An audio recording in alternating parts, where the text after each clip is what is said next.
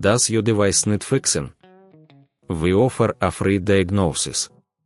We pick up and deliver right to your door, no calls or travel needed. We send you a quote before repairing, and only go ahead if you approve it. Easy, transparent, and professional. Link in description. Сьогодні ми розглянемо, як виконати фізичне обслуговування вашого Lenovo IdeaPad 3. Для цього вам знадобляться кілька інструментів: викрутка з магнітним наконечником, пінцет, м'яка щітка та стиснене повітря. Розпочнемо з відключення ноутбука від живлення та зняття батареї. Це важливий крок для вашої безпеки. Після цього відкриваємо задню кришку. Використовуйте викрутку, щоб відкрутити всі гвинти. Зверніть увагу на різні типи гвинтів, які можуть бути використані в різних місцях. Рекомендується зберігати їх у спеціальному контейнері, щоб не загубити. Тепер, коли кришка знята, ви зможете побачити внутрішні компоненти. Використовуйте м'яку щітку, щоб акуратно очистити вентилятори та радіатори від пилу.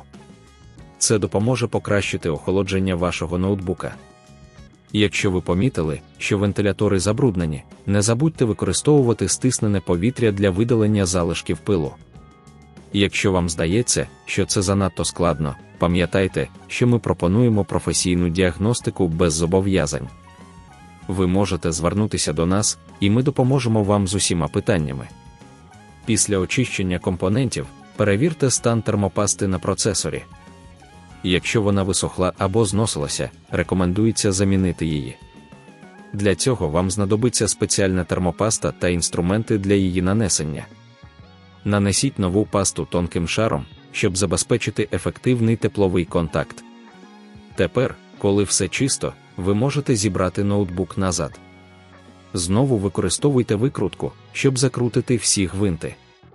Не забудьте перевірити, чи всі гвинти на місці, перш ніж закривати кришку. Після завершення обслуговування підключіть батарею та увімкніть ноутбук. Переконайтеся, що все працює належним чином.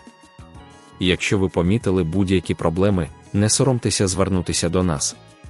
Ми пропонуємо забір і доставку до вашого дому, без дзвінків, без поїздок, щоб ви могли зосередитися на важливих справах. На завершення, не забувайте, що регулярне обслуговування вашого Lenovo IdeaPad 3 допоможе продовжити його термін служби.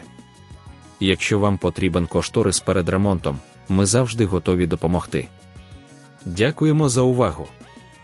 Does your device need fixing? We offer a free diagnosis. We pick up and deliver right to your door, no calls or travel needed. We send you a quote before repairing, and only go ahead if you approve it. Easy, transparent, and professional.